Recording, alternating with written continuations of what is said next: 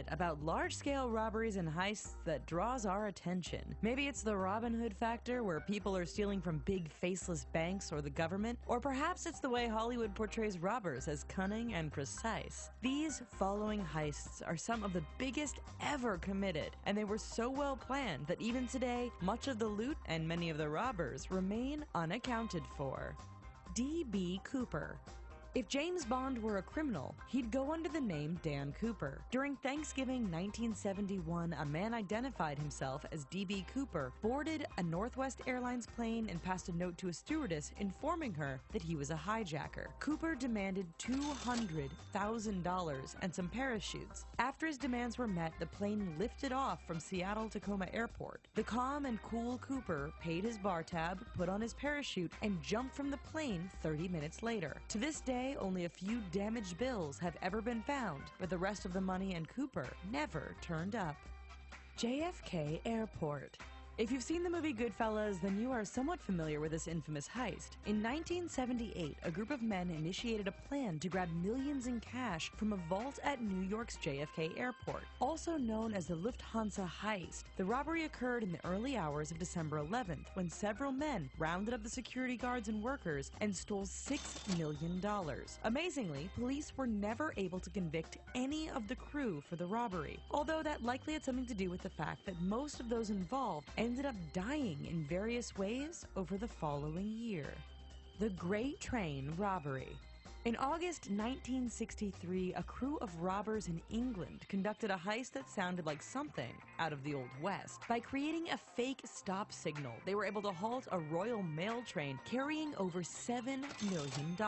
The men unloaded their loot into a fleet of waiting Land Rovers, after which they even found time to play a game of Monopoly using the stolen money. In an ironic twist, all but 4 of the thieves ended up passing go and going directly to jail because they had left their fingerprints on the playing board. The GS4 Cash Depot.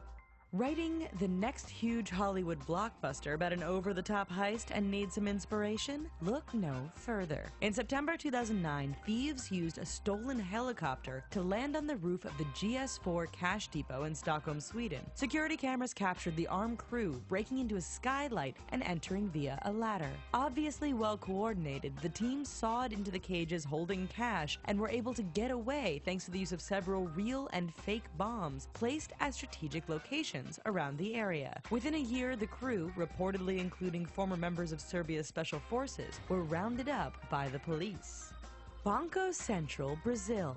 Like all banks, Brazil's Banco Central has had its money safely locked up in a vault protected by thick walls. In early August 2005, bank employees returned from the weekend to discover $70 million missing. It was apparent explosives had been used to blast into the vault, but it was actually far more intricate than just that. Investigators found that the crooks had rented a nearby farm and disguised it as a landscaping company. That acted as great cover for all the truckloads of dirt and rock they were removing as the crew dug out a 250-foot tunnel leading to the vault.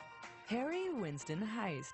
It's pretty cliched to call a robbery a heist of the century. After all, most of the thefts mentioned here could be called that. However, the sheer boldness of the 2008 Harry Winston heist certainly stands out. The Paris jewelry store had actually been robbed in 2007, and the crooks hit it again the following year. The 4 robbers had inside information, knew about hidden security boxes, and even knew the names of all of the staff who were working at the time. With 3 of the thieves disguised as women, they grabbed up nearly $80 million in jewelry, much of which remains missing to this day. The Brinks-Mat Warehouse. In November 1983, 6 thieves broke into the Brinks-Mat warehouse at Heathrow Airport. With the help of a security guard, the men had originally planned to grab a few million in cash. It turned out to be a lot more. The crew ended up stealing over 3 tons of gold bullion, which they moved quickly to smelt and sell off. Years on, police arrested the ringleaders of the heist, but have failed to track down most of the gold, which was re-smelted and dispersed on the market. In fact, if you've bought any British jewelry after 1983, the belief is that it likely may have some stolen gold in it. The Antwerp Diamond Center. Short of having a moat filled with sharks that had lasers attached to their heads, the Antwerp Diamond Center had some fairly impressive security features. Still, this did not stop Leonardo Notarbartolo, who pretended to be an Italian diamond merchant and even rented an office in the center in order to gain trust and access to the vault. In mid-February 2003, he and a four-man team of thieves got into the vault and made away with more than $100 million in diamonds. Notarbartolo was later caught and handed a small sentence, even though he stated it was all part of an insurance scam. The diamonds were never found. The British Bank of the Middle East.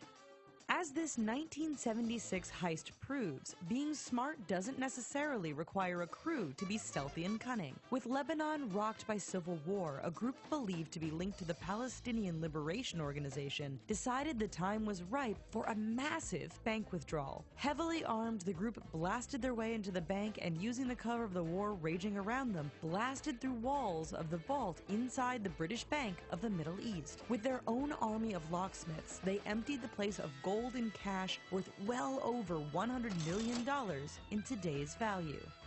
Gardner Museum Heist.